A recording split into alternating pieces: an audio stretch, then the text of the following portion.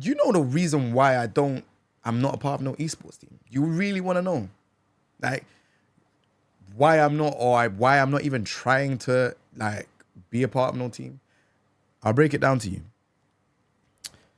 Being a part of an esports team for Tekken or fighting games, it's not lucrative. And I think a lot of people are understanding this now. If you look at, like, let's say, for example, like the Esports World Cup, look how many players got signed. Look how many players got dropped. Look how many people did get signed and now they get dropped and they don't know what their purpose is. There's nothing wrong with that, because, you know, if someone comes to you and says, all right, here's some money, we want you to do this, if you perform well, there's nothing wrong with that. But the problem is that once you get dropped, what is your plans? Right? Like, what are you trying to do? My advice, remember, like I said, I've been through a lot of different things. I've been a part of a team. I understand how it works. I understand the perks and the negatives from it. Me personally, I would say, as a player, if you're really trying to make this longevity, you need to build yourself up as a content creator. I'm giving you this the blueprint because I'm getting old. I don't like, and most people that speak to me in person, they ask me questions. I've always told you, like, I just don't talk on stream, and I just don't talk enough, right? I would just play Tekken. I just do whatever, right? Branding is so important. Like, branding is super, super important. Like, I'm tired of seeing these teams take on players and they do this special Twitter announcement. Oh, I'm a part of this team. It sounds great. You're going to get a bunch of congratulations. You're going to get all of these things. But what happens when that 3 months is down? I don't see players being sponsored longer than a year. Maybe I've seen Punk. I mentioned this a year ago. Bro, if you speak to me in person, bro, I'll give you everything.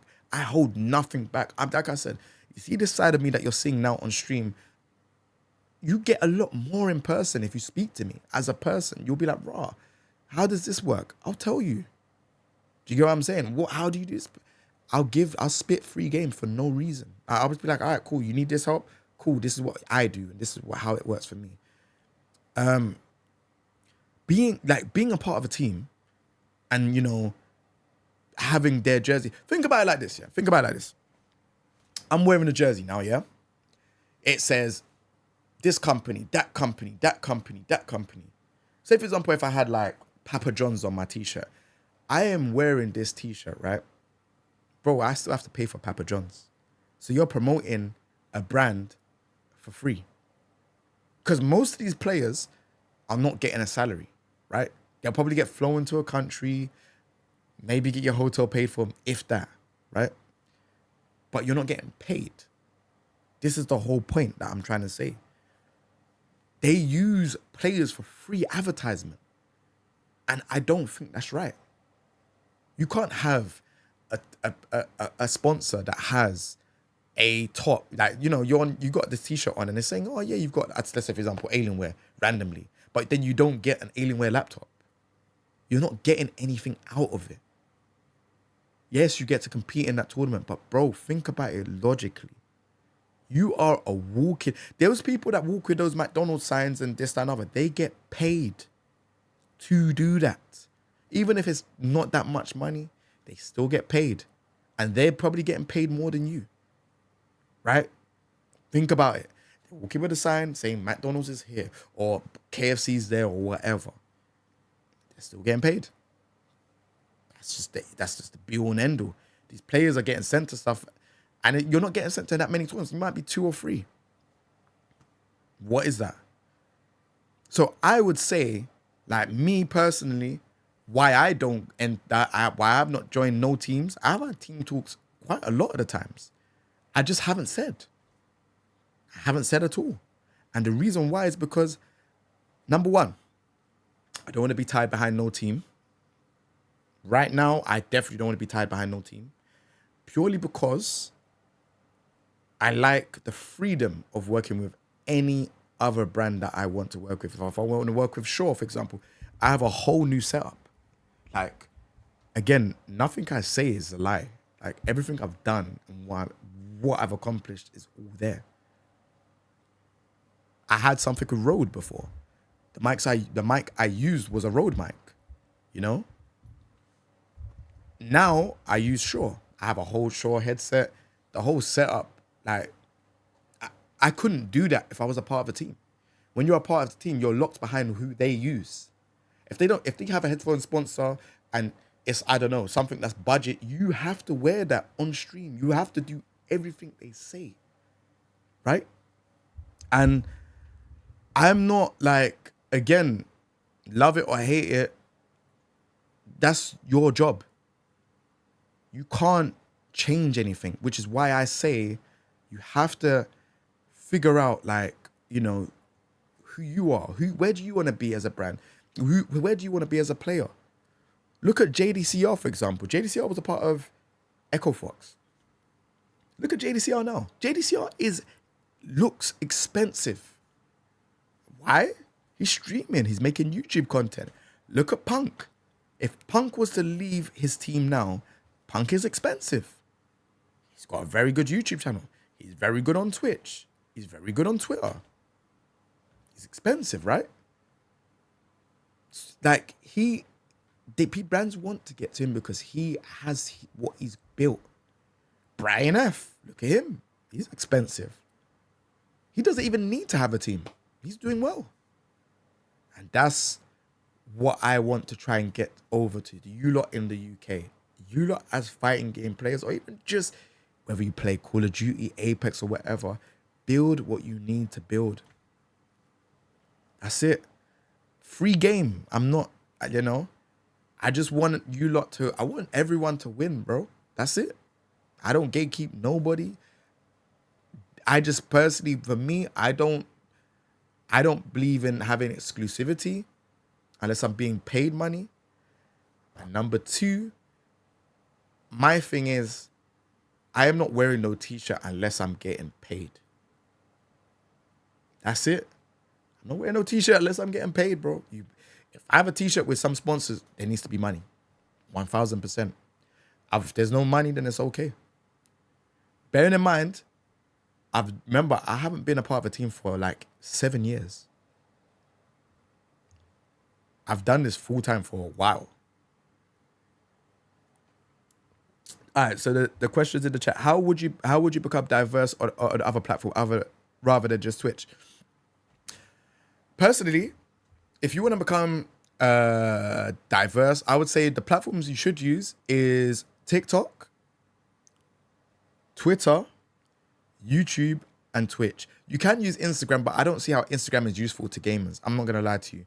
Like, I know people watch the stories and stuff like that, so I use my story pretty much. But in like the key ones you need are those. Like, I don't know about the other streaming platforms much, but yeah, I'd say focus on those. Like, maybe have a little thing where it's like, all right, cool. If you can't do YouTube content, maybe stream, but then do like a segment. Like right now, I'm doing a segment. This is getting recorded. This can go up on my YouTube, right? So if people miss this, they can now watch it again. So now this is YouTube content plus a stream. If you have editors, they can now chop and now do shorts. That then becomes a TikTok. And then it becomes Twitter, right? So you have to work like that, and it has to be consistent. This content creation thing is not for the faint-hearted. Like, this is a grind. It's a marathon, right? There's going to be days you're burnt out. There's going to be days you're tired. But I'm telling you from now, there are rewards there. Just stick it out. I know I sound like a complete madman, but when I've stuck out the tough times, there's always something at the end of the tunnel. Always. Even when I felt at my lowest. And you lot probably don't even know when I felt at my lowest. When I've been at my lowest and I've said, right, you know, I'm going to stick it out at the toughest times. There's something at the end of the tunnel, bro. I'm serious. That's just how this game goes. This is not like 9 to 5s are very hard. I can't stick at a 9 to 5. I've told you lot my story and my journey now, so you lot know. But this content creation thing is ridiculously hard. And now there's more content creators and more gamers, more pro players, all of this stuff. It's even more harder. So you have to work out how you're going to do this in an effective way. And that is an effective way. Like doing what's your stream, have a segment, maybe having something to talk about. If you do a tier list on the stream, chop that out. Maybe, just, yeah, like, I don't know, change it up a little bit when you've got in post-production. Have like your intro, outro, and I don't know. But you can do it. That is the formula, right? Like, maybe sometimes stream on TikTok. Sit there. Like, I'm still yet to stream on TikTok. I need to do it because that is another platform. Who knows if it's going to be, still running in America by January, because I'm hearing that obviously they got issues over there. But just use the resources that you have. Sometimes, like, just don't plan your streams. Like, today wasn't a planned stream. Like, I told my whole team, yeah, we're doing a stream. I was planning to play Tekken. I haven't played Tekken for a whole 3 hours. I've just spoke. And I really enjoy this because this is just all free game. Like, I don't gain out of saying anything to you lot about this, but I just want to help.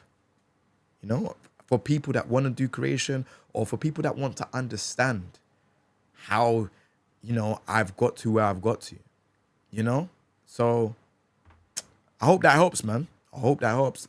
I saw another question before I switch. How do people get picked up by big teams in the fighting game community of esports? Usually people get noticed because they're streaming first place. Nah, most times people get noticed because they're winning in tournaments or they're regularly placing. So, for example, like, JDCR was winning a lot in Tekken 7 and then he got picked up. They don't care about streams or fighting game streams like that in general. Sometimes, I've been in rooms where they don't even know Tekken 7 or Tekken 8 exists. Sometimes I've been in rooms and they're saying, oh, I remember Tekken 3. Do you know what I'm saying? But I've been in those rooms.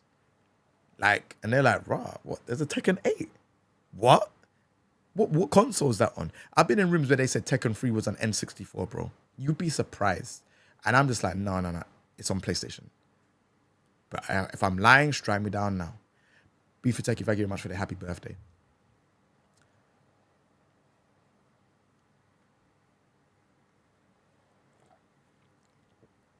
So, yeah, they don't care about those things, and this is one thing I want to try and like just let people know. I know people in the fighting game community not in fighting game community, the esports community don't care about fighting games. They care about who's winning. So you have to get to the stage where you can position yourself to be attractive to them. No one is winning Tekken 8 all the time. I'm telling you that from now. The way how the game is right now, no one is winning Tekken 8 all the time. I know Ulsan's winning for now, and I don't wish anything bad on him. Ulsan is a funny guy. Really, I got a lot of respect for him. But I'm saying to you, this game here is so 50-50. Like, once they start balancing stuff out and, dragging off with all these characters are like, nerfed, everyone's going to have a problem. So, yeah, like, those are my 2 cents. You don't have to listen to me, but I've done what I've done in my career, and this is what I've figured out in my career. So I just wanted to help and just let you lot know still.